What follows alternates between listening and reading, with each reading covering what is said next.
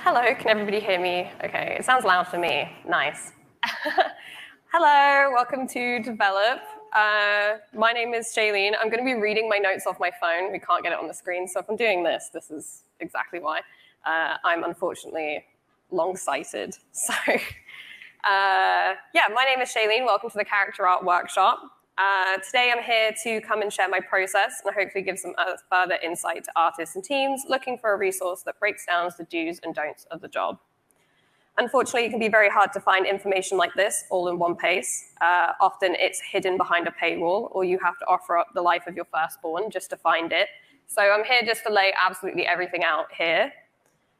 This is a pretty large breakdown, so I appreciate you sitting with me for the hour and a half that this will be.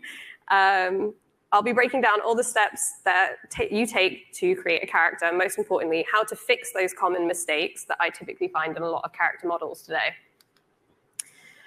A little bit about me. I'm a freelance senior character artist who's been working for about 8.5 years.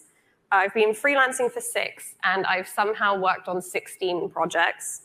I think more than that, but as many as I could count was 16.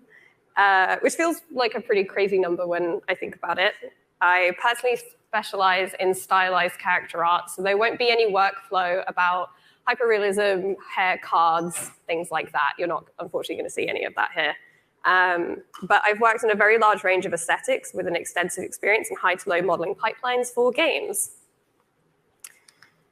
A tiny disclaimer is that this workflow is based on my own personal experiences working on the projects that I have. So as we hold hands together and jump into the deep, please do remember that every project is completely different. Every studio and platform has different needs, time constraints, or even personal team preferences. Everything included in this presentation are the fundamental practices that I've learned over my career from mobile to AAA, and I hope that this can help artists become stronger and more informed, or even give the tools for other teams that don't have senior character artists or specialists to be able to inform the juniors in their own studios. Let me be your senior artist today, basically, and prevent you from making the mistakes that I've made in the past. There will be multiple opportunities to ask questions throughout the talk. There's a good halfway point where we can take a few, and I might take a few before then, so do keep in mind you don't have to remember everything over the next hour and a half. So let's jump into it. This work, see, my being on my phone is not lining up. For this journey together, I think it's really helpful to see the workflow that I personally follow when I create something, and it's just laid out super plainly here. Please do take photos as you go. You are welcome to. Don't feel like you can't. So we have a cool laser pointer. Woo-hoo. First, I start down by breaking down the concept. Very rarely do I get anything the way that I want it. I always have questions.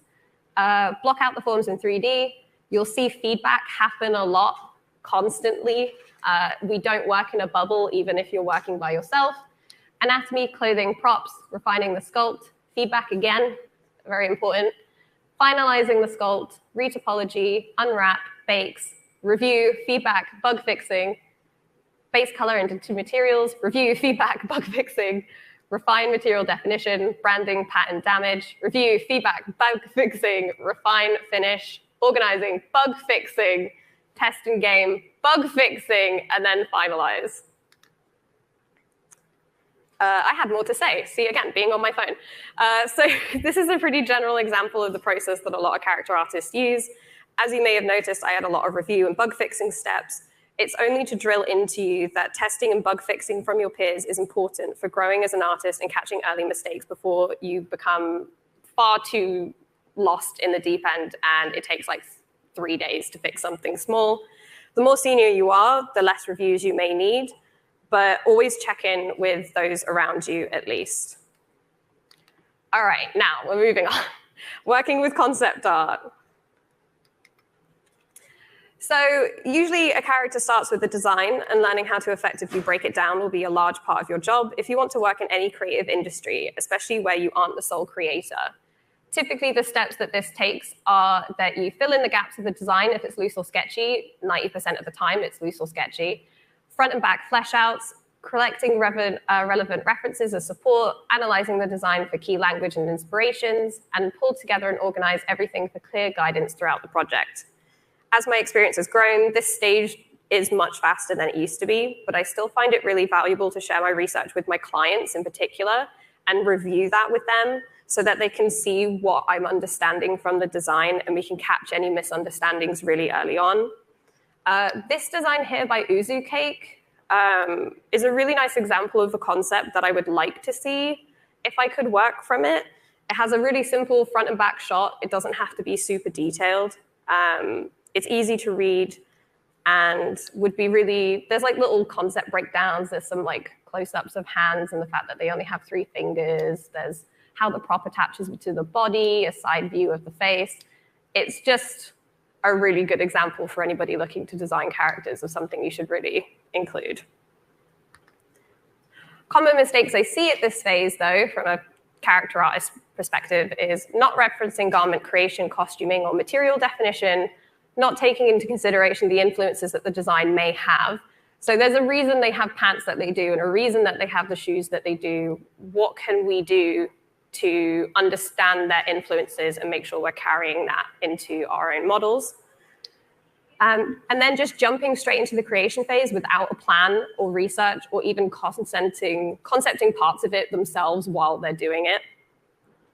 When speaking with new artists, these are often things I hear. I don't know what this is, so I just left it. Or I didn't get the reference because it just looked like X to me. And what this often results in is oversimplifying the design because you didn't take the time to understand it.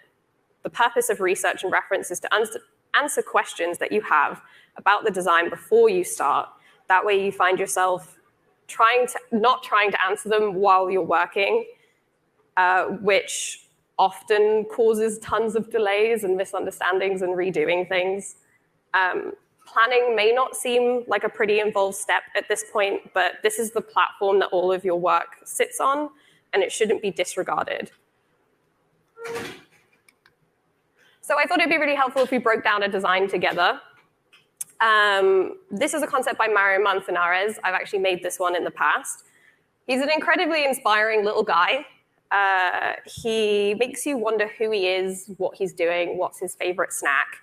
And I fell in love with him the second I saw him. And at a first glance, it looks straightforward enough. But when we look closer, you realize that we have a lot of questions that we need to be answered and some planning to put in place to actually bring him to life. So some questions I personally had were, what is the form of this pauldron? It is just a black circle with some spikes on it. What are the straps on his arm? What about the belt? Again, it's just a little silver square. His jacket is really cool, but it's super vague. So how is that actually constructed? And does he even have a tail? Because bats have tails, but we can't see the back of him. So we don't have a lot. We have information to work from, but a lot of it isn't super clear. This wasn't designed to be modeled from, by the way. This is just what I typically have to do. So what can we do to basically break this down? Well, we know that he's a punk, so we have that recognizable fashion trope that we can research and look into. And we can't ask the concept artist to draw new views for us. They're busy. So we need to fill in the gaps ourselves and follow their lead. Personally, I draw my own back shots if I don't have them. Really quickly, just flip in and draw over it. And then you have a back view, and you can send that to your client or your lead or someone and be like, did I understand this correctly? Often you're only ever sent a 3/4 view, so I like to edit the arms a little bit, get more of a sense of how they actually lay on the body and how the anatomy works. And I find it's better to build the reference to work from rather than spending 2 hours on Google trying to find that like perfect image that doesn't exist. Now that you have your back view, we have all these questions in our mind. Now we have to answer them with research. At its core, referencing is just answering questions. So I typically start with a couple of images to answer each question instead of overflowing myself with images on images on images and 3 hours on Pinterest. So I had to answer, how does his leg anatomy work? the construction of how his garments are built, folds and inspiration for additional elements like his belt buckles, and also how like his wristband would look. The only pitfall I see people trapped in at this stage is consuming far too much reference and losing focus on key elements. So try not to overload yourself with images, as it can become pretty overwhelming really quickly. Pick just a few like key pieces and stick to them. So now that we have our references and concept, we would move on to the blocking out stage. Blocking out the key forms, it typically starts with a strong base and foundation representing silhouette and proportion.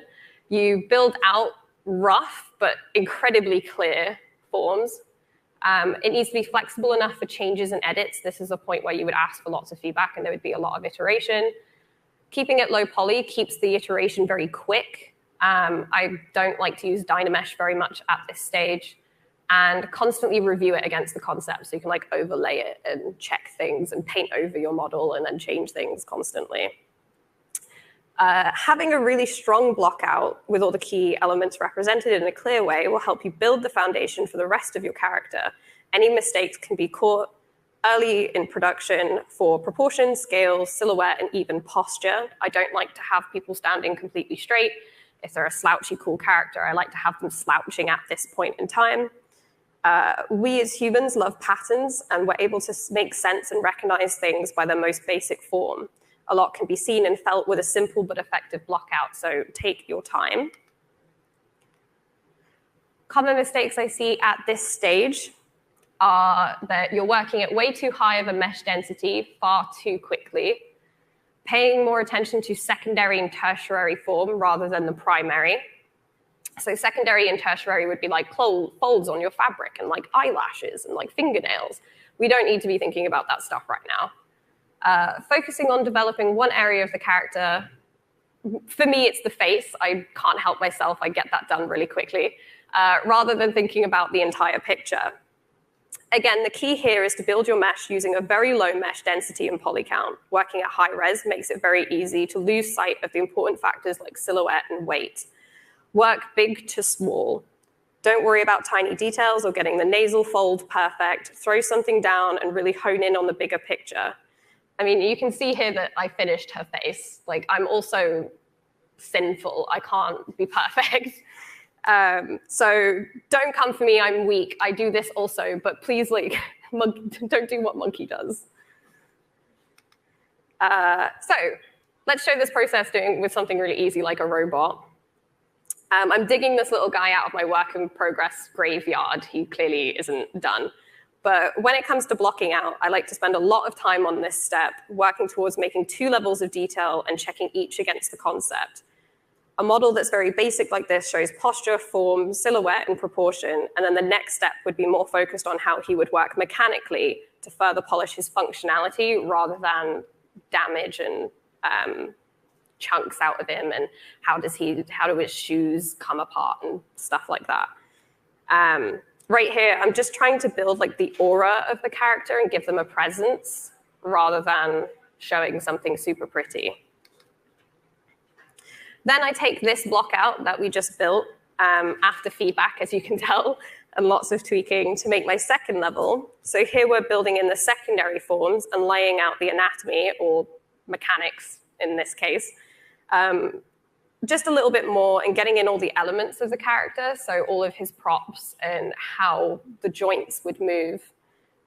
In this example, we actually learned a lot from the block out that the design didn't have much punch, even though it felt really good in the concept. So we changed up a lot of the silhouette to create a stronger design. At this stage, it's more about conveying the presence of your character with all of their core elements by answering the questions of like, how is this made? And what is this shape? So when it comes to refining those shapes and adding detail, there isn't much figuring out to do after this point. Like, this is where all the brain power goes. After this, it's just fun and rainbows and happy times. So once I have my block out, the next thing I jump to is stylized anatomy. I think this is a good point to take at least one question, if anybody has one at this point. No? Cool. Clear and form. Good. We're going. We're doing it. It's great. Everything's perfect. Stylized anatomy.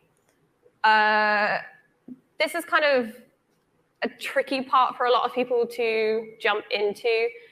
Stylized art heavily depends on a strong shape language and pushing form in silhouette.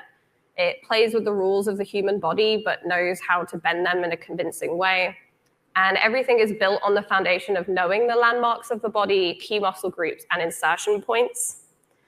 Anatomy is one of the first areas that character artists will struggle with, and I still do at times.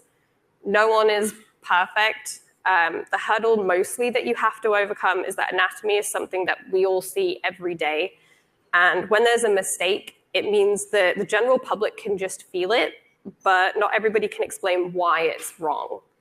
Stylized anatomy is another beast, as we not only have to take in the rules of anatomy and expectations of our viewers, but also how we want to warp it and break it and change it in a more interesting way. Common mistakes I see at this point is just not referencing the real human body when recreating the concept. People often just keep the concept on screen and just try to copy that one for one when we really should be referencing things in real life at the same time.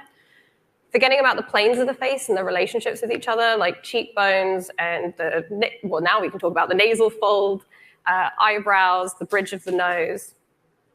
Not highlighting the landmarks of the body, we'll go over exactly what those are soon, which is crucial to creating a believable model. It doesn't have to be realistic, but what we're making has to be believable to some extent. And showing too much and not knowing how to balance detail with empty space. These mistakes usually all just stem, again, from the lack of reference and research, filling in those gaps in your knowledge so that you don't avoid the things you don't understand by just simplifying them for the sake of it. In stylized art, we often are generalizing and simplifying shapes and silhouettes of real life, but just in a more dynamic way. A less experienced artist will typically simplify things they just don't understand, but they lack the artistic vocabulary to portray those state forms convincingly, which is where they fall short. So basically what that means is that just like parts of the anatomy won't line up for people. It's like, oh, I have big shoulders, but you don't have the back to support that. Knowing what those relationships are will help create something more believable. Ultimately, our artistic intent is the secret tool to stylization and how to pull it off effectively. You can't just break the rules because big hands are super cool, even though they objectively are. You just have to think about the why of every choice that you make. So, but it's just my style, I hear people say. Well, it can be your style if the viewer understands what they're looking at. They have a sense of expectation. So we can't just say it's my style and that's why it looks that way and there's no reason. Landmarks and the key muscle groups are your expectations. Successful stylization takes these expectations and pushes them further without disregarding them. Just because we see bikes every day and know that they have 2 wheels and handlebars doesn't mean that we'll be able to recreate it from our mind palace and make it work.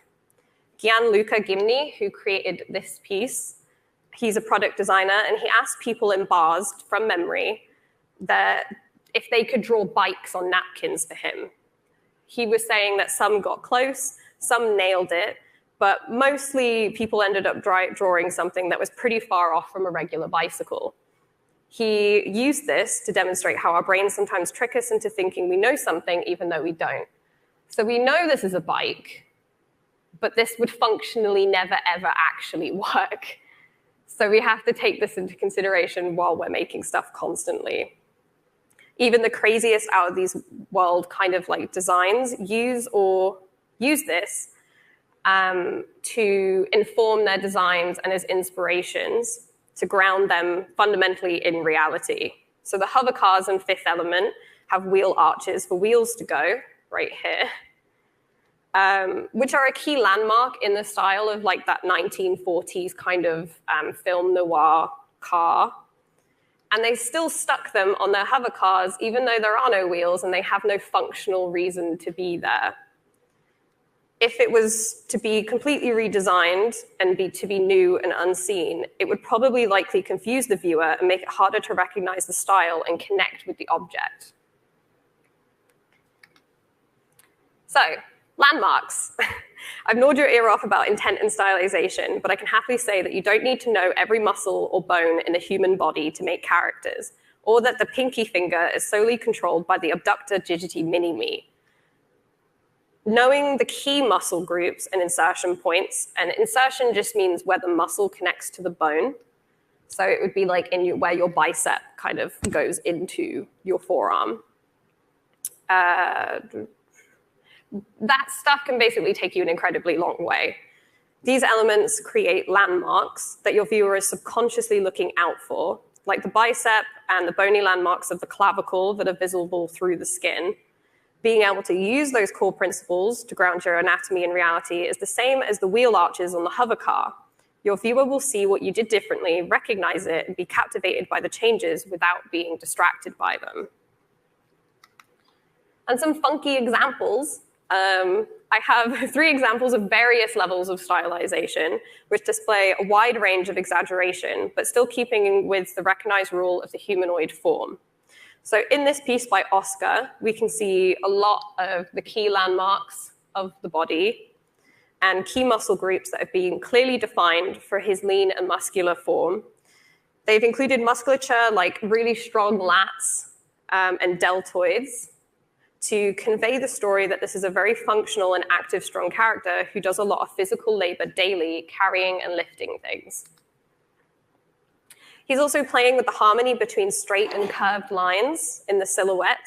We see a high frequency of changes in the form, but he's balancing that detail by creating areas to breathe and rest on the design. Like the chest is pretty plain and the pants don't have a lot of detail, whereas you've got the belt and the head has a lot going on. If it was the same frequency everywhere, it would be really confusing to look at.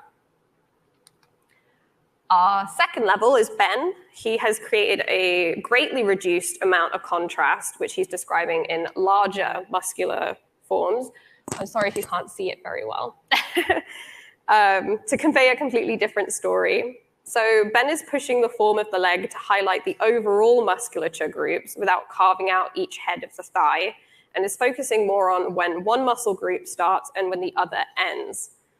The character carries a much higher percentage of body fat than the previous, and he chose to keep the frequency of detail in very select places. So mostly in places like the elbows and the ankles and the knees.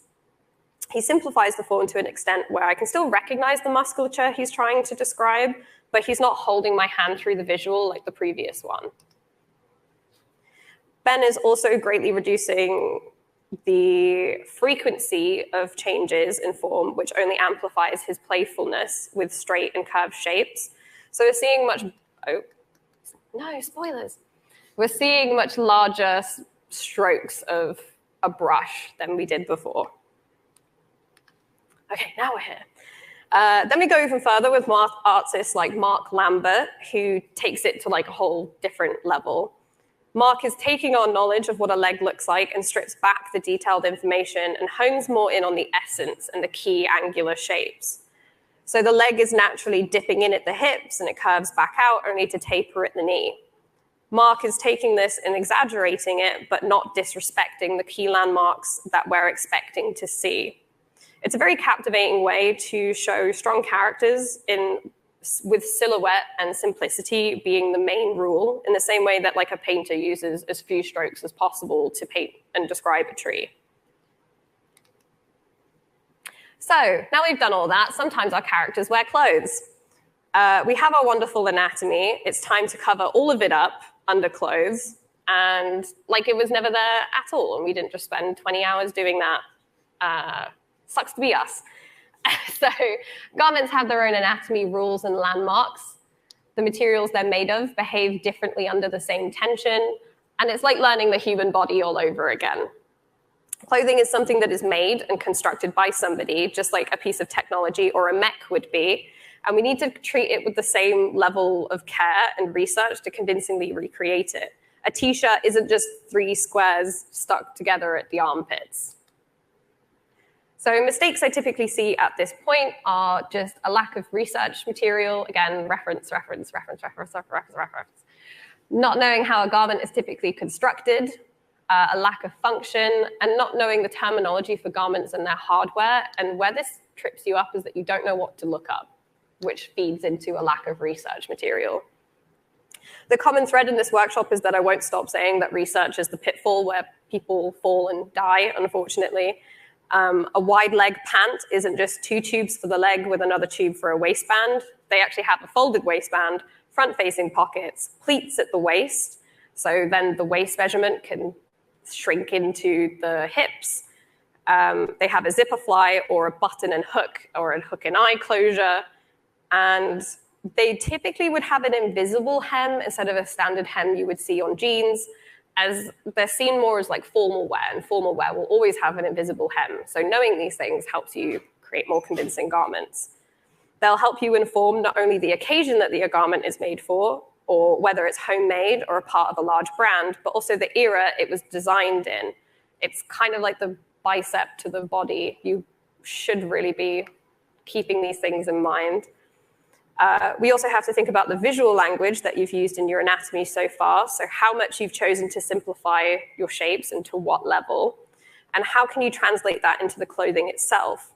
Making stylized folds with the Orbs Cracks brush is one thing, but denim, leather, cotton, chiffon all behave completely different due to their weight and composition. We want to define the material and the sculpt as much as possible instead of just hoping that Substance Painter will put a really cool pattern on it and fix everything for us. So various clothing items that we'll be recreating have a really deep history of why they look the way that they do. So what are the differences between a trench coat and a wrap coat, or a trench coat that you would see today versus a trench coat from the early 1900s, and what key characteristics differ them from each other? Well, I'll tell you. I find this really fascinating, actually. In the past, a trench coat had shoulder straps, a waist belt with many rings so people could hang things off of them when they were in the trenches. They had a lot of paneling that meant that there was various layering to protect oneself from the water and from the cold. They had a storm flap over the shoulders, which would be most exposed to rain. So when it rained, it would go over the shoulders and not touch their back. And many, many, many pockets, so they could store things in them, because if they had bags, then they didn't have any free room. And they were actually made from a rubberized cotton that was developed in Kent. So the trench coat is from the UK, which I didn't know, which is pretty fun. Nowadays, though, we make ours from a lighter, most likely polyester fabric instead. And we've taken away a lot of the touches of utility that the jacket typically has, as they were worn and developed for the military by Burberry. But now they're just a fashionable classic that you can get anywhere. So it's important to know the characteristics that we've traveled over and we don't have use for, but also the history of the garment that you're recreating. Because when we put it in space, I mean, I know Deus Ex isn't in space, but what do we do with it when we want to make a trench coat for the future? Well, you take the lessons that we've learned so far, and its past and its present, and then we apply that to new exciting designs to ground them in reality. It's just like the hover car all over again. It keeps coming back to Fifth Element. Here we have the design elements from the storm flap. It's like this leather fabric that they've added over the shoulders. They have large, in the concept, not the model, I don't know why, but the concept has really large utility pockets to show that it's more of a functional coat and not just for style, because this is a character that's on the move and is doing many things. And they've added a popped Napoleon collar, so it's not the flat one, but they've popped it up, so it's still there. I would have personally added some epaulets to the shoulder just to give it that kind of military style, and probably pockets on the final model. Just to further drive that message home, but overall it has this feeling of a trench coat, but with a fashionable twist. Everything we've learned about fashion and exposing ourselves to different fashion genres and subcultures and history will help push the design from just being some cloth to an outfit that feels tangible and real without having to run through a simulation or for it to be realistic in style. We can use this research to help take the intent of the concept and continue in its footsteps. An amazing resource that I have on my desk that I best talk about at every talk or presentation I give is the Fashionopedia. It's an incredible comprehensible guide and a breakdown of everyday clothing items, the anatomy, the garment, or even accessories and shoes, what the different design elements are, what they're called, where to find them. And I highly recommend for you to pick one up if you want to explore this topic deeper, with cute illustrations and diagrams, and it's just a really pretty book. So now we have to sculpt the thing. We've done all that research, we've prepped, we've resource collected, and our brains are full and ready to actually sculpt the thing. Tips that I typically start with are I rebuild all of the blocked out elements. They're rough and they need to be replaced, but it doesn't mean scrap them completely. Reviewing against the concept and getting feedback from clients or peers just to make sure that the level of detail is going in the direction that they're expecting. Refinement is all about clean and clear forms. We're creating a visually impactful ways for the light to interact with the surface. So I like to move my model around a lot and think, is there just one plane that's picking up all of the light? What can I do to break that up and create some interest? Material definition, so the way that you treat your cloth and your hair is going to be different to the way that you treat skin. And using reference to define the visual goal you want to achieve. Unfortunately, when it comes to sculpting, it's not really about any particular techniques or the brushes that I have or whether I use Z-Modeler or not. It's more about the foundation that informs your own process. So taking clear and informed steps when you work. Tips and tricks can always be handy to speed up your workflow, but those things are also you can discover through play. So I'm a really big advocate for just opening up the software, not knowing what it does, and just giving it a go. Brushes on what make a sculpt amazing, and a strong base, and the block out that we've done will raise you higher than a new braid or quick folds brush, which is great because we talked about that. So we're already masters. Common mistakes that I see are only taking this step halfway, growing bored and stopping. Detailing takes a long time, and I know myself, I've given up a lot of things at this point, but we got to push through. This step is the last 10%, and it does take the longest, unfortunately, and not getting feedback and unsure how to push forward to get that last 10%. As I said, this takes the longest, and it's usually where people give up. The reason a piece might not look refined or finished is because you've only gone halfway, but it's when you stop completing every element on the character to the same level of finish. Like if you say like the face is gorgeous, but like the hands aren't to that same level of polish, that's the 10% that you're trying to achieve. It's that inconsistency, and the reason it usually is just growing tired and wanting to just get it done. If you're unsure about whether you've achieved this or not, feedback can always pick you up again and get you on the right path to overcoming this hurdle. Or if you don't have somebody to ask for feedback, referencing other models which represent the level of finish you want will help get you back on track rather than just working in like an isolated space. So another block out. We know this one. We've been through this. So we're going to quickly speed run through what my models look like at different stages. So like before, I throw down a basic anatomy pass. This is just super simple, primitive shapes. As I often can't get a good feeling for proportions of the character, I do put the face in very early, but this is super basic. I was a good girl here, I promise. And I find the face is a good key landmark for the rest of the proportions because typically people kind of use that to judge the rest of the body by. You just have to be careful not to spend too long on this part. But get all of your pieces in, make sure that proportions, silhouette, and your posture is correct. Then I block in the clothing and some larger elements that are standouts in the design, like the metal paneling on the front, on his chest and his arms, belts and accessories, because his accessories in particular are always strapped to him, so it's worth getting those in as soon as possible. And what this does is it all contributes towards the shape language of the piece, and it's important to get in for this particular design. Remember, the goal is to work large to small. Don't get hung up on all the tiny details. Some people may not clean this up. They'll just add some folds and call this finished. But for me, this is almost like a secondary block out. And there's still like a lot to come in this process. A super fun quick tip is that the bonus of the model being at this stage is that you can actually use this to test rigs I often send this to clients so then they can get a rig built and we can see how he's moving and almost like edit the model at this point when it's easiest if functionally the character isn't working, which again is another reason to stay away from Dynamesh if you can, because then you can't get it to a rigger and they'll probably have a breakdown. So clothes, the actual technique of building clothes is unique to like every artist. I personally prefer to have a really organic route. I mask our anatomy here, and I'll extract parts off the body and then shape the form to make sure that it fits the character perfectly.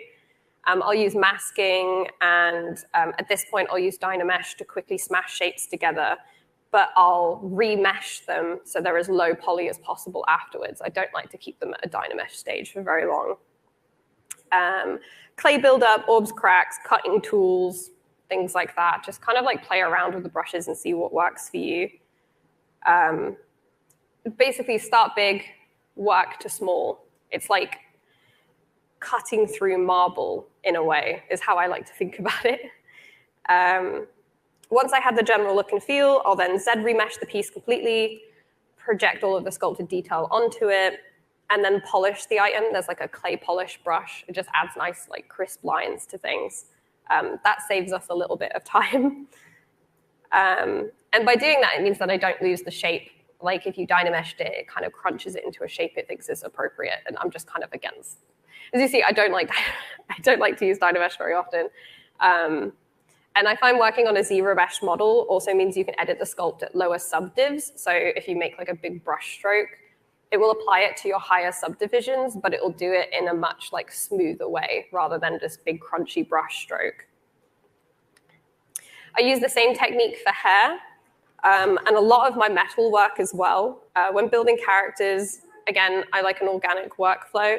I will mask, I will extract, Z remesh, work up to a higher subdiv, and then kind of just sculpt my way through it. I've seen other people do it in ways where they like build bases and cloth simulators to work from. And I've seen like box modeling being done. The biggest thing is just urging people to try different methods and find the thing that works for them. I think with character art, there can be trends. So people will be like, I sculpted this from a sphere. And then you all think you have to sculpt everything from a sphere. But that doesn't work for my brain. It doesn't like it. So just try things, explore things. Don't copy what everyone else is doing because it seems like that's the only way. So the hardest part of sculpting is to be open to criticism and to be critical of your own work in the same way. This is the point where you'll kind of receive the most feedback, and you should be seeking it as well. So don't be afraid of it. It's honestly not personal. Feedback is important at all stages of your development. Even if you think you're finished, there may be some things that you've missed that a second pair of eyes can find for you. It's just about like pushing it to that next level. It can be the way that it's presented, or key elements of the face need adjusting. There was a character I made where it got into the game and it was animated and rigged, and then we wanted to change the eye shape and make the mouth a bit bigger, so we had to do that after the fact. Just be aware that you're going to be changing things as you go, and be flexible and open to those changes happening. Change is not a bad thing. It helps you work towards your own projects and the project's artistic goals. I think the important thing is like to pick key people where their feedback is important to you, and learn to recognize that feedback should be working with you towards your end goals and not just somebody's personal preferences. Your art is something that producers, engineers, marketing, they'll all have opinions on them, but they may not have the project vision in mind. So take it with a grain of salt and try to run all feedback through a filter of, does this meet our visual goals, and does this work towards our end point, instead of, oh, I just really don't like the color brown. So now we draw the owl. I recognize this is a little bit of a time skip, but this is our boy with all the tips and tricks and goals achieved. This includes making sure that all the shapes are as clear as possible and as dynamic as possible. There's bevels on all of our hard surfaces. I'll just run through everything I think about when I do this stuff. Bevels are on all the hard surfaces. Hemming is on all the fabric. Variation in hard and soft shadows when sculpting. So as you move the light around, you want some variation in how shadows will like diffuse over your model. There's a variation in weight and thickness of the lines that I'm using. There's cleaning up in elements so that retop is as easy as possible. And I'm also adding contact indentation where appliques on the hoodie are kind of stuck on. So it doesn't just look like one mesh is cutting through the other. I'll like to sculpt in an indentation so the AO can pick that up and it looks like actually sewn on. This is a bit of a close-up of another piece that has this extra 10% on it. As you can see with the pauldron, I've added beveling to all of the hard surface, so then when the model moves, the light has a more interesting way to contact with the mesh.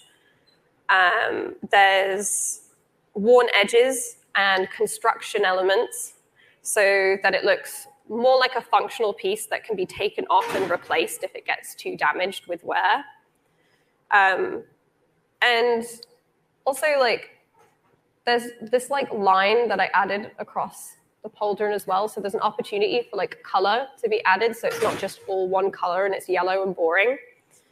Stylization essentially is not an excuse for a lack of believability. I like to have a really tactile feel to all of my work.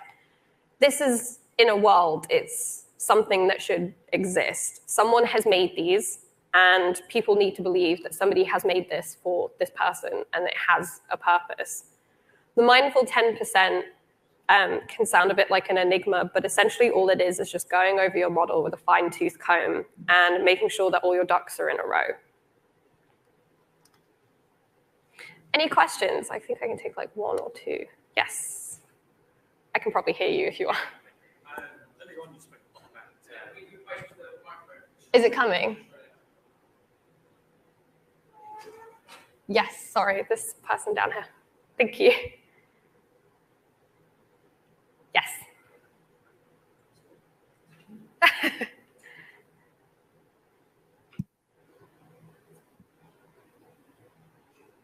Hello? Okay. Yes. Earlier on, you were speaking quite a lot about the silhouette being the most important part, which I totally agree. I wondered whether you got any sort of tips how to differentiate better between different genders when looking at silhouette. We see a lot of students at our university struggling with defining genders of characters in that stage. What kind of tips would you give them in order to sort of prevent them from having sharp edges for parts of the face that then make them look more masculine if they're trying to look more feminine, and things like that? I wondered whether you got any sort of things that you kind of like parts of your toolkit. I guess then that just becomes a bigger question of like, what is gender?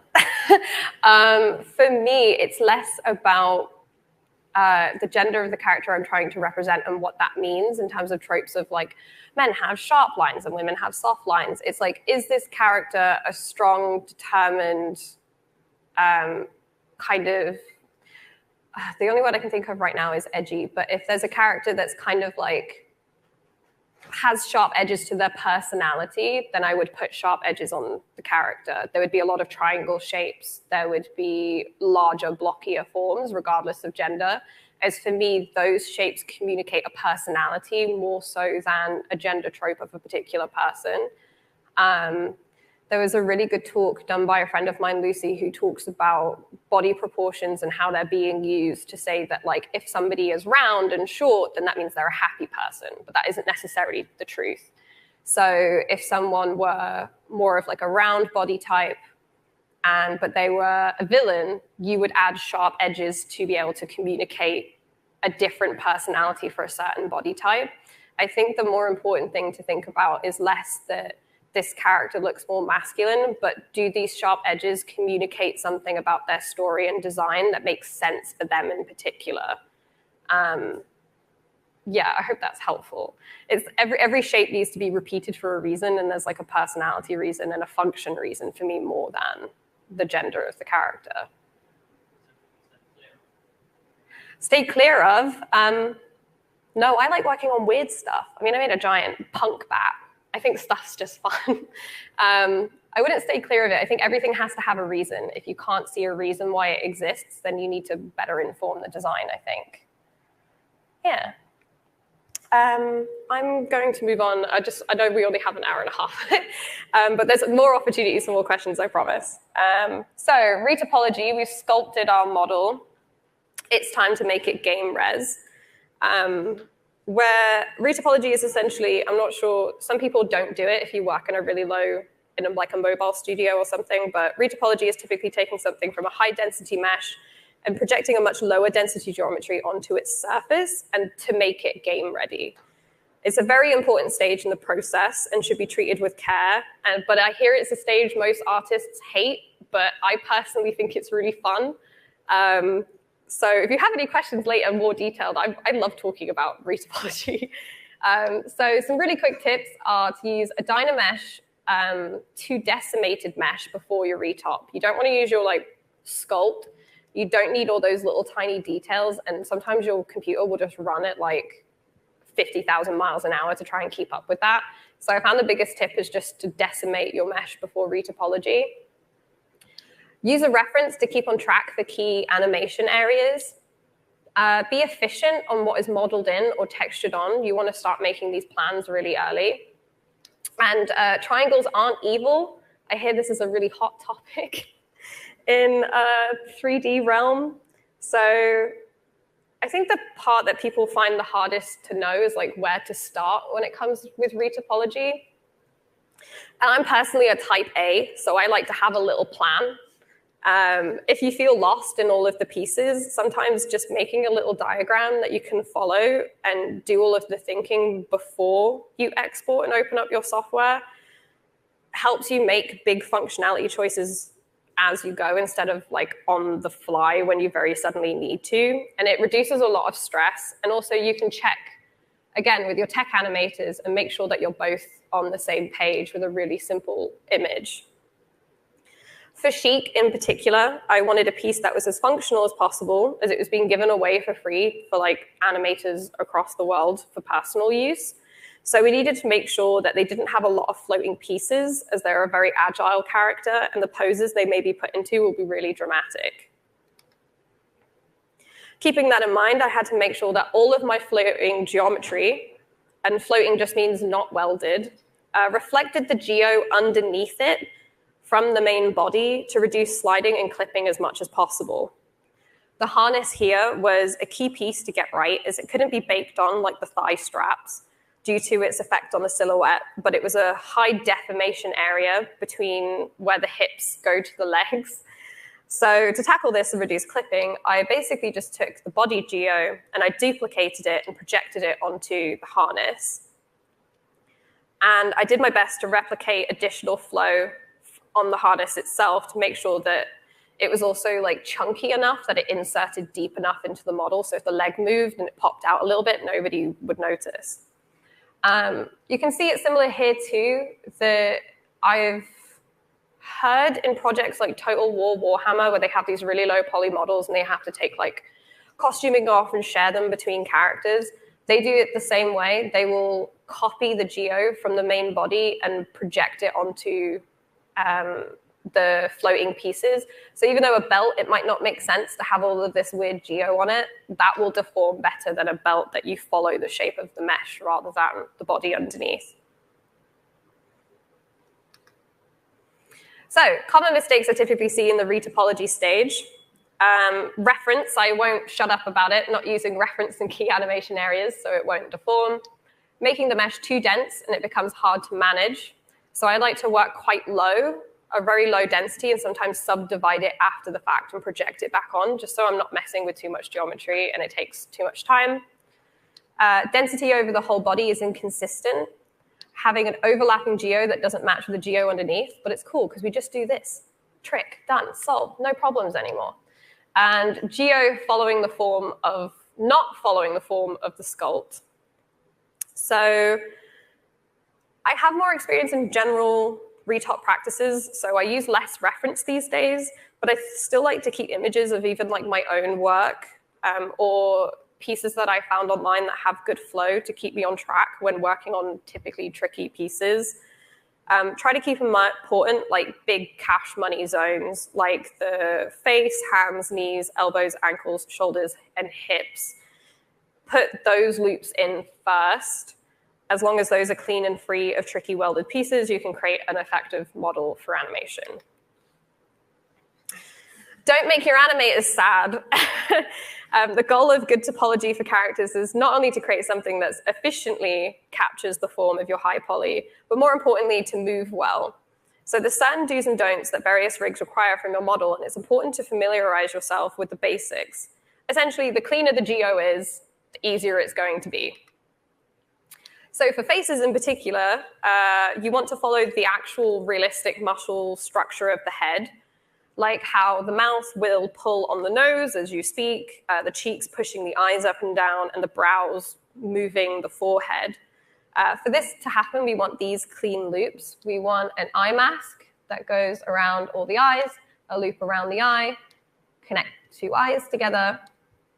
This is called like the nasal fold, so when the mouth moves, it moves the nose around as well.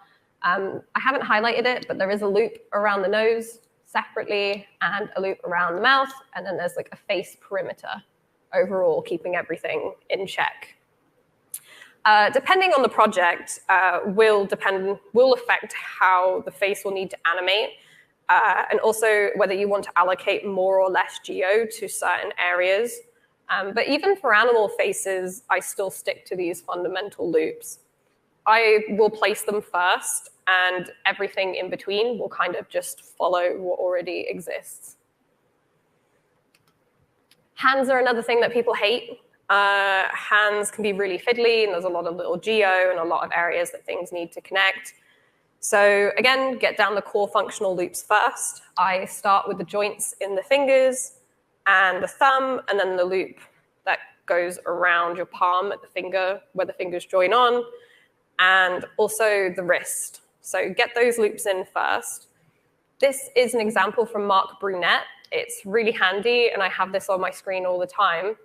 But I would make a few changes to it. I would change the way that the finger geometry works. As you can see back here, it's just kind of like collapses into a one edge loop.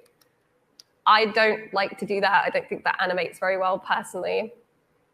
We'll go over why very quickly in a second. But I like to change the finger joints, and I also like to add an additional loop around the thumb, just so then it can move a little bit more without pulling on, like pulling here in a really weird way. So I like to add that extra functionality. And what you'll kind of find is that like no geo example you will find online has all the things that are perfect. There'll always be something that you could change on it. So try to be flexible and kind of look at them with a critical eye instead of just copying them one to one. Overall, again, the key to good geo is keeping your loops as clean as possible. Most of the geo density that we would see would be in the hands and face, and key deformation areas like the shoulders and the hips and the waist. Those are parts that move the most, so that will have the most geo.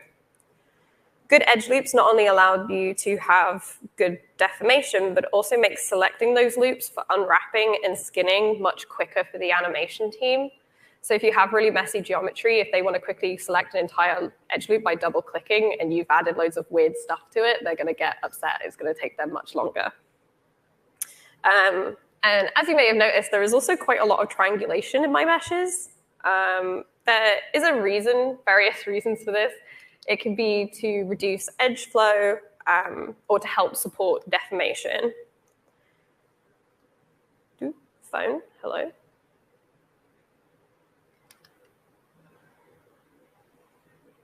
Okay, well, my notes aren't popping up anymore. No.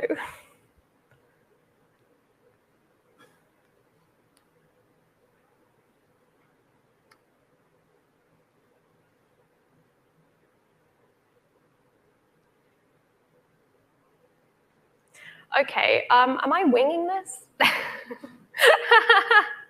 I can.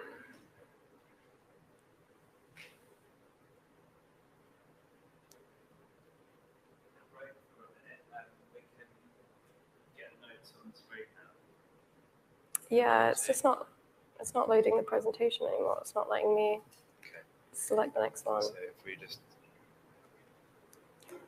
Yeah, if you want to have a look, I'll see if I can bring it, if I can restart it.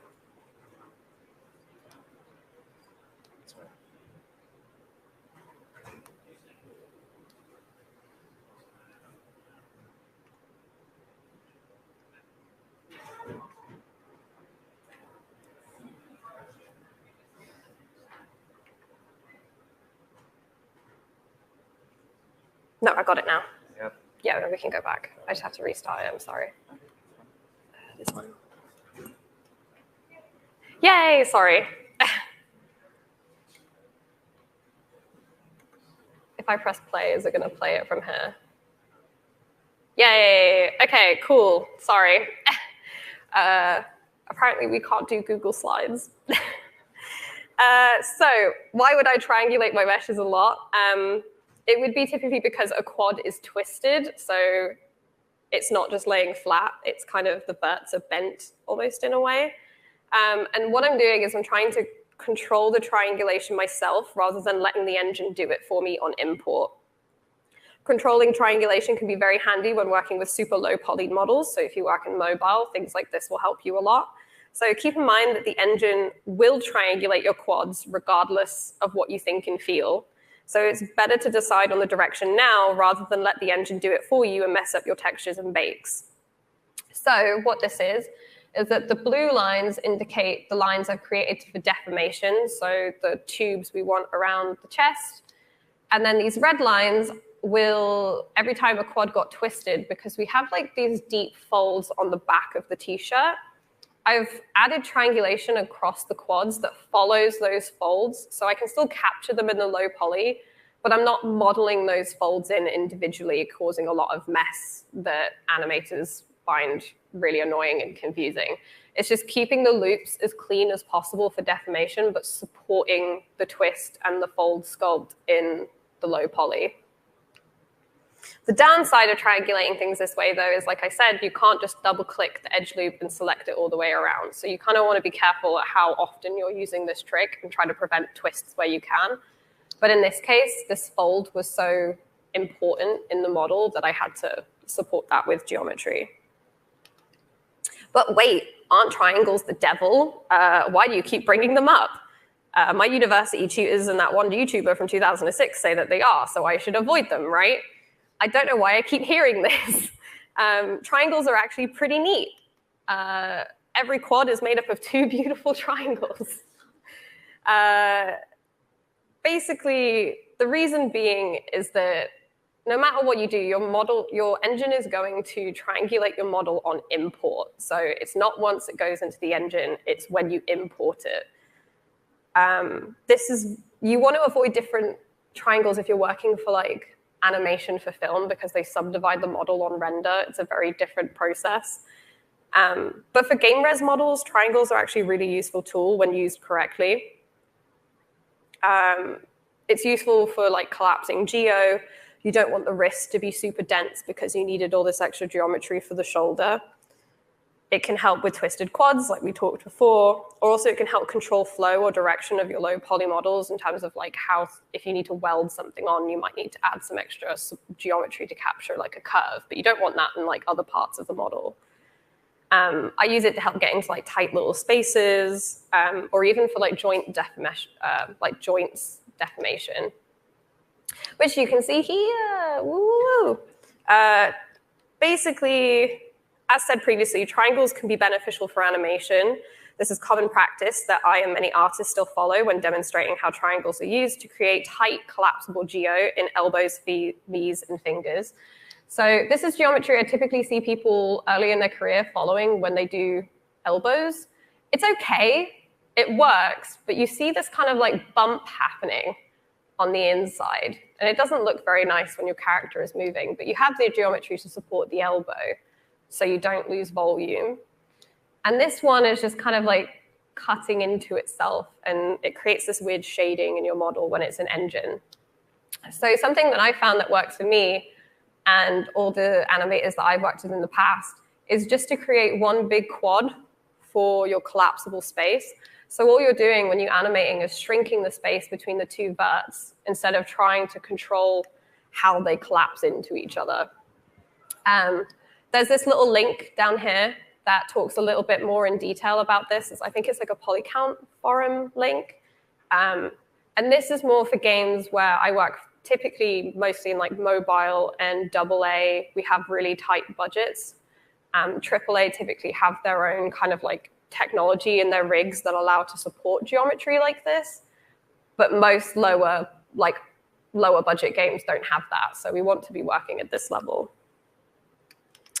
The only project I've ever worked on that was quad only, triangles are not allowed, was Nefarious and Ratchet and Clank. This is due to the fact that the models were dynamically subdivided and lodded in the game. So when you're in a cutscene, it would be really high geometry to look super cute and really nice up close. But when you're far away, we would like crunch it dynamically instead of manually making LODs for all the characters. So out of the 16 projects I've worked on, I've only had to be quads only for one thing. So again, it just depends on the project and the budget. Awesome, how are we feeling? Are we okay? We're halfway, a little bit over halfway, but do we have a question at all at this point? Yes, down here. Hello. I was just wondering what your opinion would be on using like kind of simulations. I know you're doing mostly kind of stylized characters. What's your opinion on using simulations versus making like kind of sculpting everything in ZBrush yourself? By simulation? Like Marvelous Designer and stuff for clothes and stuff. Oh, okay. So that would just be for a different project, right? So for stylized stuff, sometimes, I think once or twice I've used Marvelous to get like a really rough base of what a shirt might look like. This is where I had like half a day to make a character and I had to make like 42. So that's where then I would then start implementing faster ways to build geometry and use simulations in that way. But when it comes to stylization, it's all about artistic intent, like what folds are we choosing to put in rather than everything that a simulation might decide. And the simulation is also just a best guess. A lot of the time you have to have a large amount of knowledge to get Marvelous to look realistic because it'll just simulate what it thinks will happen. So still you have artists taking that and sculpting over it anyway. So I would say in the job I've had to use it to get things done, but ideally I don't unless I have something really quickly, okay. Unless the style itself permits me to use it. Cheers. Thank you. Okay, we have half an hour left, so there will be more, hopefully loads of time for questions afterwards. And if not, you can come and find me. I'm 100% up for answering anything that you may have. Unwrapping, another thing people hate, and I love. I have so much fun doing this. Now you have your game res model. It needs a texture, and to have a texture, it needs a UV. And to have UVs, you need to, well, you technically have it anyway, but to have UVs you can work with, you have to unwrap your model. Things to keep in mind are to plan your texture maps ahead of time, how many shaders are needed. So if you want the eyes to use a different shader than the body, you want that ideally to be on a different texture set. You don't want to be using various textures on one texture set. Do you need UDMs? And is there going to be, you have to consider atlasing your textures. So are we going to put all of them on one big texture and just load it into the game, or are they all going to be loaded in separately? Each UV shell does cost memory, so think of how to use them efficiently. You don't just want to use like 10,000 because that's really quick, and the auto UV tool will do it for you. More UV shells means it's harder to lodge your character seamlessly. Unfortunately, we have to lod things like the environment artists. I know, it's really sad. But basically, when you're lodding, you're deleting geometry, and if you have too many seams, you can't delete that edge, otherwise your texture will basically explode. So you need to keep that in mind as well. And use symmetry to save space on your UV. Both the hands don't have to be unique unless the concept calls for it, so I like to duplicate things as much as possible to save space. I see a lot of people stumbling on this hurdle, and it makes sense. It's a bit of a tricky thing to get right, and it almost feels like you need to summon something to understand how it works and the best practices for it. But I'll lay it out for you really quickly. Common mistakes are the texel density seems inconsistent or without cause. Texel density is just how many pixels you have on a texture, basically, and how much your shell takes up of that budget. Not enough space left between shells causing bleeding. Islands are arranged at crazy angles. Well, I guess islands is another word for like shells. Your shells are arranged at crazy angles, leaving lots of empty space, which then can lead to aliasing. Shells are split up randomly. Often you find that because people have used an auto unwrapper for some reason. And a UV split doesn't need to have a hard edge, but a hard edge needs to have a UV split. I think this is something I find lots of people don't know. Please keep this in mind. It ruins your bakes.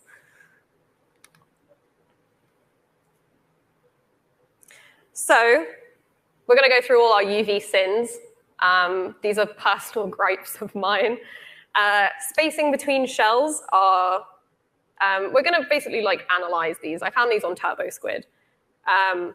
The UV shell and the spacing is like they're too close together, or they're random, or like there's like unused space down here. This is a waste. Things could be straightened out. You've got like some curved pieces that don't really need to be curved. Areas are being made one shell when they don't really need to be. The face on this head UV is really small, so it means that the back of the head is taking up more of your texture budget than the face is, and that's often covered by hair. So why do we need anything there at all, really? And where's another one? We can find more. You see how these like two things are too close to each other? So when you down-res the texture, it's just going to bleed into each other. So another poor UV sin, again, found on TurboSquid. The first big mistake that I see here is that shells are far too close together. Example here. And what that will do is cause bleeding from one island to the next and show seams and artifacts on your models. This may work for a 40K texture, but very few games can have multiple textures at this size, and nor will they allow your character to be running at this size. So prepare your shells so that it can work at lower resolutions like 1024 or 512 or like a dreaded like 64 by 64 texture. If those are common texture sizes your characters may be viewed at. It does all depend on the project, but I like to make sure my characters work at 1024 bare minimum as well as 4K. So then we can use those same textures for like promotional shots, but also for in-game stuff. A quick example of good spacing that may work at different sizes, even as low as 64 by 64, we've successfully reduced all of our bleeding by just leaving enough space between our shells. And sometimes I'll take a screenshot and reduce it in Photoshop just to make sure that no pixels ever touch each other. Tasty stuff is beautiful. I love it. I'm such a nerd for this.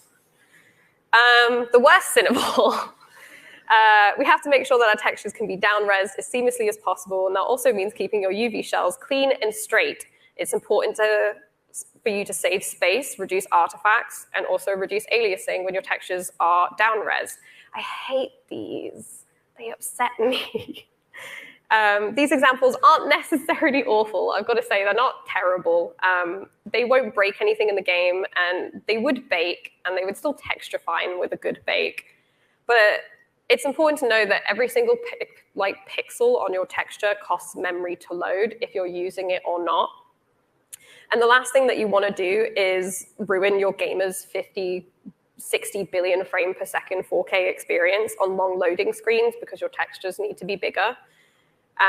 So textures are typically the thing that your programmers will come for when they need to find memory. Geometry is cheaper to load than textures, so like keep that in mind. Use your space wisely. And the reason these are bad is because they're just splaying out at every angle and they're just taking up lots of unnecessary space. That's why I don't like them. Using our space wisely means having something clean and boxed off. When I was working in an outsourced company, what we kept saying was like, box off your textures. What this means is that it will just generally fit better onto the UV.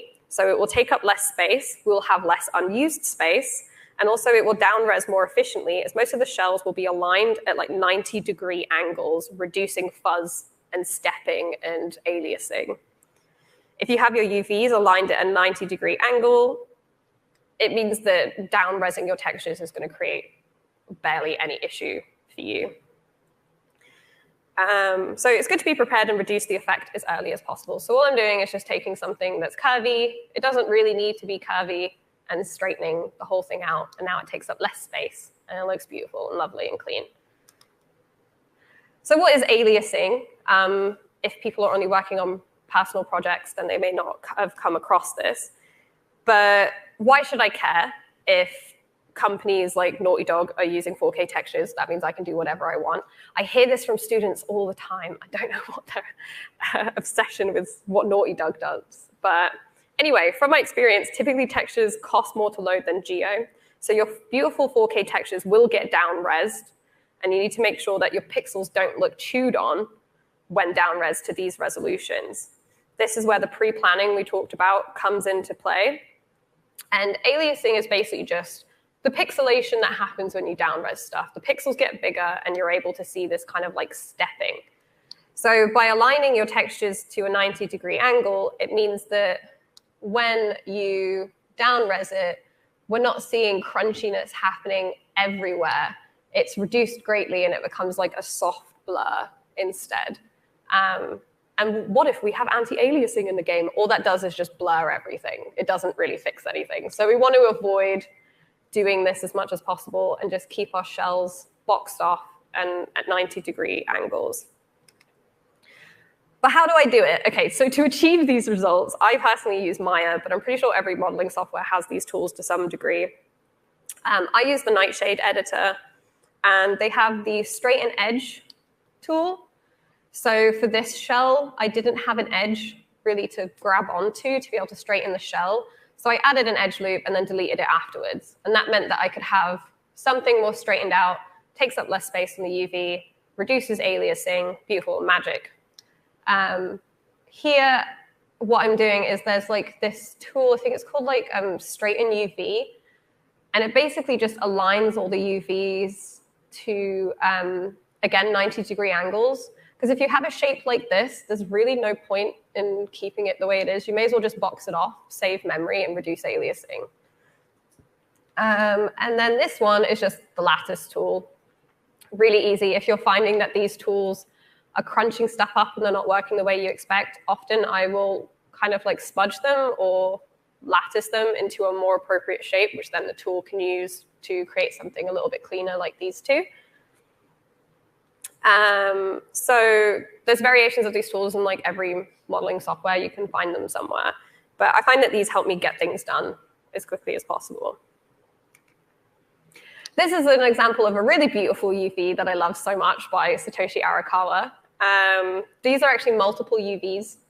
So like this is one, and this is one, and this is one, and these are all, and they've all been atlased together to create one large texture.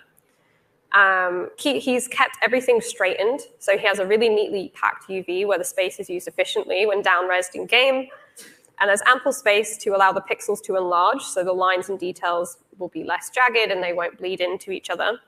Everything is 90-degree aligned, so all of the lines will be nice and straight, again, reducing aliasing. And what I find that people will say to go against straightening their UVs is that their checkerboard will look a little bit warped on the model itself. Things like that aren't much a problem anymore.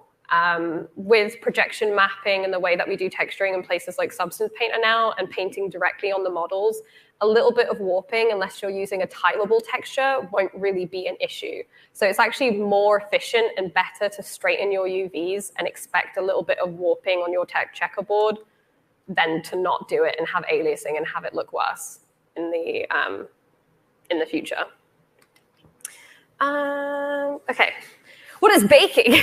There's no picture on Google for 3D baking that just describes it. I'm sorry. So now we have a nice clean UV. We now have to make it look beautiful. And how we do that is by projecting the details of our sculpt onto our model. Baking is just the process of transferring material properties from a source mesh to a destination mesh. It's typically another stage people really hate. Unfortunately, I don't like this part either, so I can't be an advocate for it. But isn't he just a UK treasure?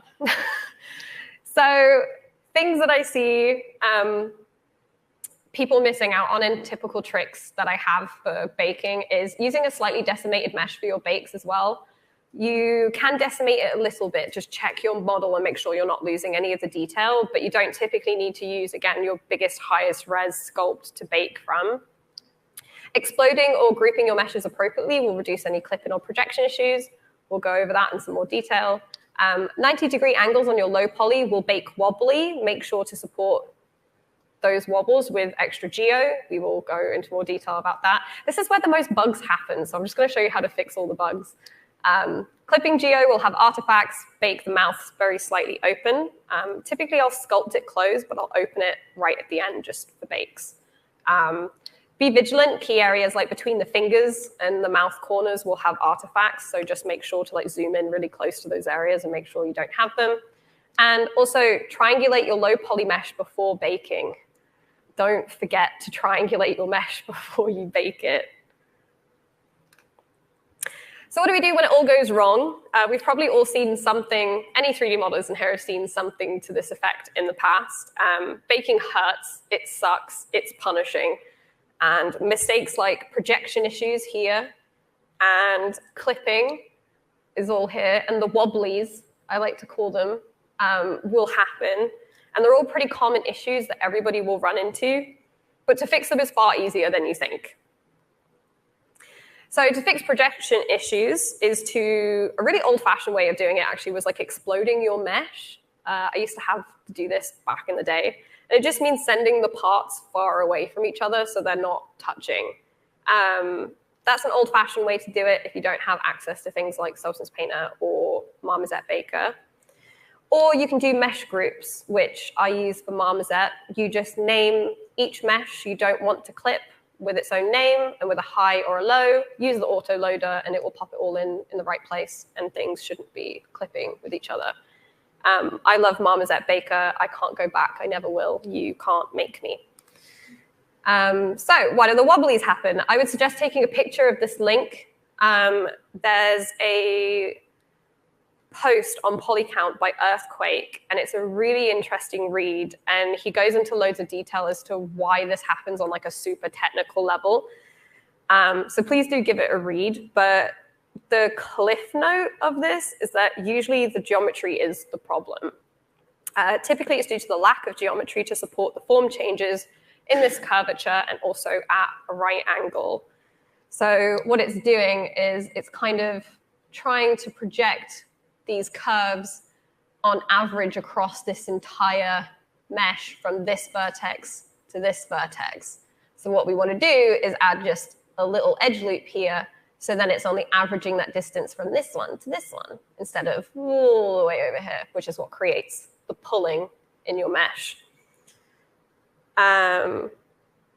Also, another quick fix is a custom cage. A cage is essentially just a ballooned version of your low poly mesh, and it's transformed in the direction of those vertex normals. And the rays that are used to bake your texture are cast from the edge of that cage into your low poly and will pick up the information from your high and project it in that direction.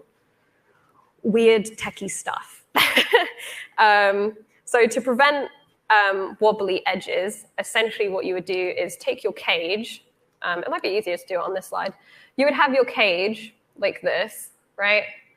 And we would take this edge of your cage and we shove it right up against the cap of the cylinder. So there's less distance for it to travel. So instead of doing the averaging here, we're doing it in the cage instead of in the geometry.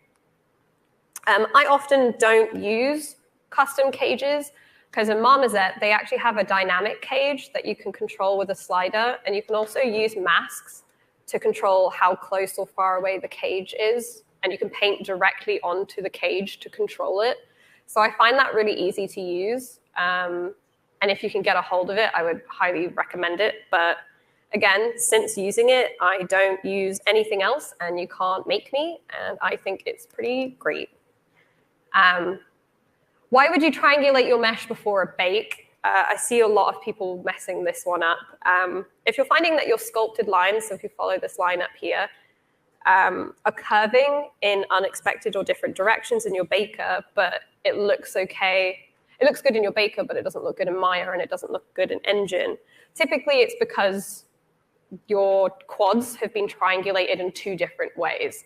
No engine or modeling software will use the same algorithm to triangulate things. So the quickest way to prevent it is to export your mesh triangulated beforehand so that when the textures are applied to your model, it will match up in Engine and in your baker and in your modeling software. So here, it's all messed up. This edge is being dragged in this direction. And in this example, all I did was just manually triangulate this quad in this direction instead to fix it.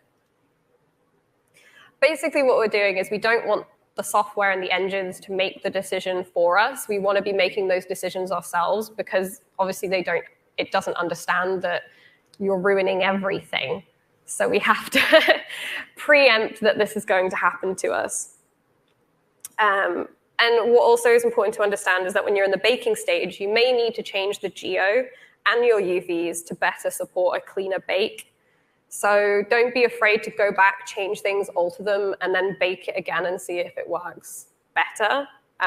Unforeseen reactions can happen at this stage, so just take the time to fix it up. When you're working in a team, we can just paint over this, right? That's what a lot of people say. I can just paint over the normals, it'll be fine. But when you're working in a team, somebody else has to use this mesh, and they might need to rebake it because you're not working there anymore, and it won't work the way that you've painted it. So we just want to support other team members by making sure that it works straight out of the box. Awesome. Oh my God, I need to rush through this. So texturing, quality control. Texturing is the fun part. We've had the sculpting. We've had the hard business stuff for retop and baking. But what do we have to consider when we're texturing? So for me, it's to plan out the visual benchmark of what you want to achieve, your color palettes and references, define the workflow needed depending on the shader style. Is it PBR? Is it flat shaded? Is it toon shaded? Work up in stages like your block out, work big to small. And you'll need to review your model in various light sources just to make sure that it holds up in different environments in the game. I love texturing. It's the part I look forward to the most. And when I'm unwrapping and retopping, knowing that that stage is coming is what gets me hyped up. So much like sculpting, it requires a little bit of prep. And the concept can answer some of these questions for you just to get the ball moving, but I like to look deeper into what I'm attempting to represent. So common mistakes I see is that it's clear that there was no plan, resulting in clashing color palettes and materials, so things are fighting visually for attention. Auto-generated masks for the final look. We know you've done that. Don't think we don't know. Depending on auto-generated materials as well, again, they all look the same. We know you've used it. And focusing too much on the small details and not the harmony of the whole piece. So a thing I was told in uni that's really stuck with me is that a bad model can be fixed with great texturing, but a great model can be ruined with poor texturing. So often textures are kind of like the biggest pitfall, depending on when people depend on things like Substance Painter to do all of the work for them. Back in my day, we had to paint all of this stuff in Photoshop by hand, and we didn't have projection maps or anything like that. And don't get me wrong, I love the new age witchcraft, but it is just like a springboard. We don't want to be depending on it to do all of the work for us. For me, the basics of texturing heavily leans on these 6 things. You can take a picture. I don't know if I can go into each thing individually, but for me, it's value, color, gradients, material definition, variation, and branding. All these things come into every texture that I do. And we'll go into some of them like a little bit, but for me, color and value and gradients.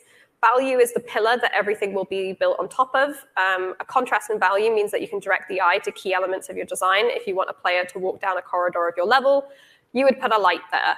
So it's the same theory. value helps your various elements stand out against or blend in with each other. So it's simply, if you simply turn your model to black and white, you'll be able to see the value, and sometimes that's where your piece looks flat and boring. And hue is just your local color. So I like to add gradients or variations in hue, but people will often shift the value up and down the color wheel, and I urge you to stop doing that and think about how we like to mix color. We all know a crow's feathers aren't just black, they're peppered with blues, purples, and greens. So I like to apply the same theory to my models. Here is an example from a friend of mine, Andy, who shows a model when you just grab a color and make it darker by shifting the value rather than the hue. And then a version where he shifts the hue from like a yellow to more of a red-orange in the shadow instead of just a dark yellow. And it just creates a more crisp and rich experience. I also like to use hue shifts when creating gradients to draw the eye up towards the character's face. So here I have a local gradient where I've used oranges to pull up the interest towards the face and also to separate the chest from the skirt, because this is just a lot of yellow and that can become like almost kind of garish and hard not to look at. So I think adding gradients help balance pieces together, but also shift the viewer's eye up towards the head, because even though I spent a really long time on these shoes, I don't want people to be staring at them instead of her face. And then you have the global gradient, which is more, helps ground them in the world. So almost like a top light, it will help their feet feel more like they're touching the ground rather than floating above everything. And everything typically just has a purpose, and everything has a goal, and the goal is look at the face and not anything else. Hue variation in skin, you've probably seen a similar example to this in the past. Usually on Pinterest, it's all over Pinterest. And it's a quick map to show how to use yellow, green, and blue and red for a natural skin variation. And it does work. It works really well for Caucasian skin, but for skin where there's a lot of melanin, this won't work anymore. And that's where I see people messing up, is that they use the Caucasian example as the rule, and it's not the rule, and it shouldn't be the rule, and it doesn't apply to darker skin tones in the same way. So I've used this map for this little happy guy, and then I've used the same one over here, and it's a bit hard to see, but it doesn't work. We've applied it to both faces, and what we're seeing in the example here is that it's kind of resulted in looking really muddy and strange and highly saturated. Typically, the more melanin in the skin, the harder it is to see the blood on the surface. So also it absorbs light more, and reds won't be as apparent. Adding the blue into the skin won't read as like a neutral tone. It just looks blue, and then the yellows at the top will turn green. So what we need is a different approach. And instead of using darker and more saturated versions of our base colors, we want to kind of mix these different hues in with the hue local color to create a new face map. So for highlights in this section, what I've done is I've mixed the red with the base tone to create more of like a red-violet in the shadows, and a red-violet where there would be more blood instead of just bright coral yellow-red. To avoid the yellow in the highlight in the forehead turning green, I've shifted it to more of an orange. And to create more of a neutral tone down at the bottom of the face, I've kind of mixed the blue a little bit and again gone more of a red-violet but less saturated, basically. But this only works for a deep worn yellow undertone. So what even is an undertone? Undertones play a huge role in how the variation in the skin will present. So here we have a cool undertone, we have a neutral undertone, and a warm undertone. But it doesn't really end there. This is just like a basis to work from. The Pantone Humane series, which is where I got these images, all use their examples and light them under the same lighting conditions. So it's a really good way of seeing all the variations in skin. So as a quick example, our first image is a cool blue undertone with cool pink highlights. You'll see less reds and yellows, but more blue violets coming into play. The second is a neutral, soft balance of cool and warm. So we see some yellows to the center of the face and cooler violets around the perimeter, but it will be far less saturated than this example. And here is a warm yellow undertone, so we'll see more red yellows, less violets, and a higher saturation of color in the neutral. This doesn't just affect darker skin tones, but it would be more obvious in a fairer skin type. Here we have a neutral with a yellow undertone, a cool base with a pink-violet undertone, and then a warm base with a yellow undertone. Our two far examples have the same undertone, but one is neutral and one is warm, so it creates varying results. Try to keep these things in mind when painting skin. Not everything is the same. And there's so much variety, and they all need to be treated with like some exploration and some play and some experimentation. Again, both of these characters have a similar undertone leaning towards a yellow, but the boy is a warm undertone and she is a neutral. And then I won't pretend that lighting changes absolutely everything. Like I said before, darker skin tones will typically reflect the color of the light around them, but they'll absorb more light than a fairer skin tone. So you'll see like higher speculars than you may do on somebody with a skin tone similar to me. Mel from Arcane is in more of a neutral light setting, so she seems to have more of like a warm pink undertone, despite the cooler highlights under her eyes, which I think is just makeup more than anything. But once you put her in a darker setting, the lighting seems more diffused because it's absorbing more light than it's reflecting. And this will heavily affect our final look. And this is why you want to test all your characters in various lighting sources. This is a massive topic. I can see that we're kind of out of time, but I still have 10 minutes, 2 minutes. Oh God, okay. So please take a picture, look into all these people. Basically what we want to be doing is looking into things like Copic marker, oil paint, watercolors. I look at mini people who paint minis, beauty channels. They will help you understand skin to such a new level that like any 3D artist possibly could not. So please look into them. We're going to skip this one. Branding is really simple. You've got to think about things like Doc Martens are black with yellow stitching. They will always be that way. Try to implement brands into your characters. Someone will look really casual if you mix brands, but someone will look really high-end or like something's custom made for them if you have branding that matches across their entire piece. Harmony. So when we texture things, it can be really tempting to add everything there all the time, all at once. It's really exciting. I love detail.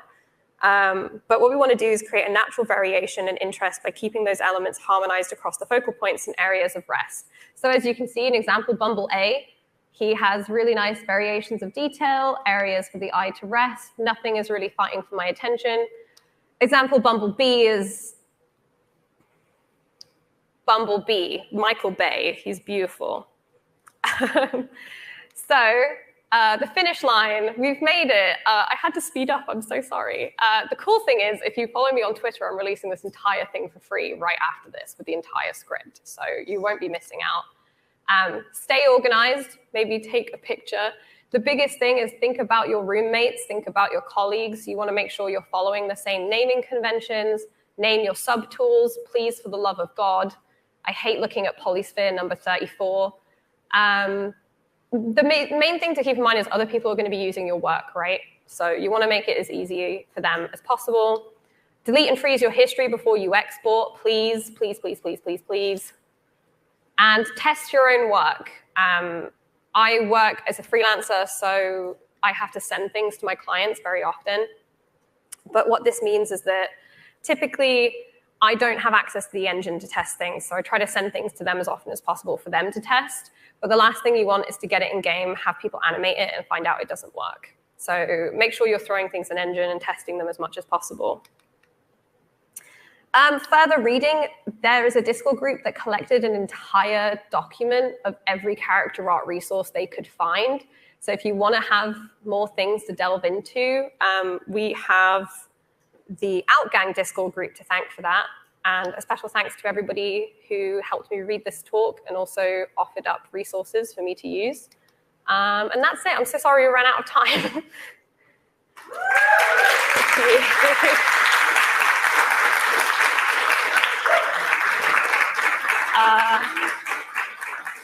I don't think think we have time for questions.